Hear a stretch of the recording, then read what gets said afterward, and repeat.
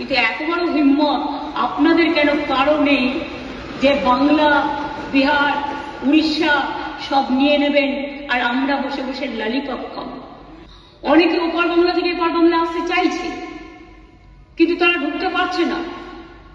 আমাদের কোনো আপত্তি নেই, কিন্তু সেখানে বর্ডার সিকিউরিটি ফোর্স দায়িত্ব নিয়েছেন, তারা আসতে দেবে কি দেবে না এটা তাদের ব্যাপার। সেই নিয়েও আমি কোনো কটু মন্তব্যে যাব না। কিন্তু যাদের টাকা আছে, পয়সা আছে, ভিসা আছে, পাসপোর্ট আছে, তারা তো প্লেনে চলে আসছে। প্লেন তো আসছে, প্লেন তো চলছে, ট্রেন তো চলছে, কিন্তু গরিব মানুষগুলো যাদের কাছে হয়তো কিছু নেই, তারা আসতে গেলে পারছে না, তারা বাধা পাচ্ছে বিএসএফ এর কাছে। আমাদের হাতে কিন্তু বর্ডার নেই, এটা মাথায় রাখবেন। তাই আমি সবাইকে বলবো, এমন কোনো কথা যাতে আমরা না বলি, যাতে কোনো আমাদের পক্ষও নয়, এ পক্ষও নয়, ও পক্ষও নয়। আমি সবাইকে আবেদন করছি যাতে কোনো অতিরিক্ত কোনো প্ররোচনা সৃষ্টি হতে পারে।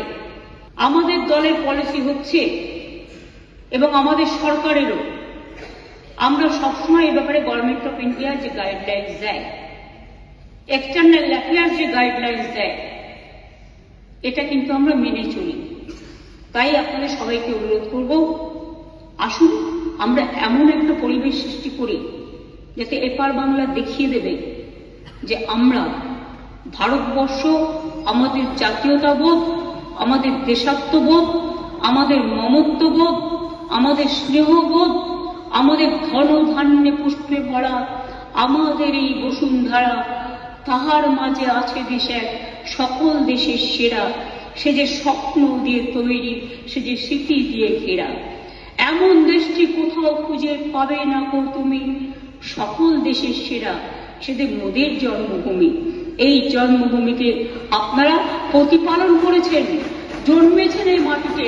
এই মাটিটাকে সমৃদ্ধ করুন, ভালোবাসুন, এবং যদি কেউ বিচ্ছিন্ন করতে আসার চেষ্টা করে তাকে প্রতিরোধ করুন, এবং সেক্ষেত্রে বাঁধ ভেঙে দিতে হবে।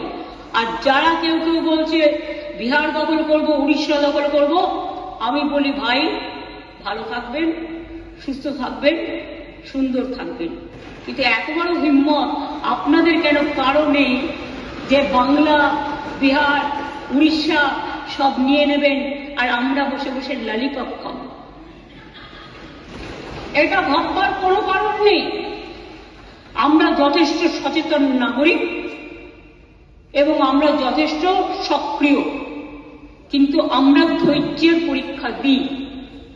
তার কারণ এটা আমরা রবীন্দ্রনাথ ঠাকুরের কাছে শিখেছি যে আগুনের পরশমণি ছোঁয়াও প্রাণে, এই জীবন পূর্ণ করো, এই জীবন পূর্ণ করো, এই জীবন পূর্ণ করো।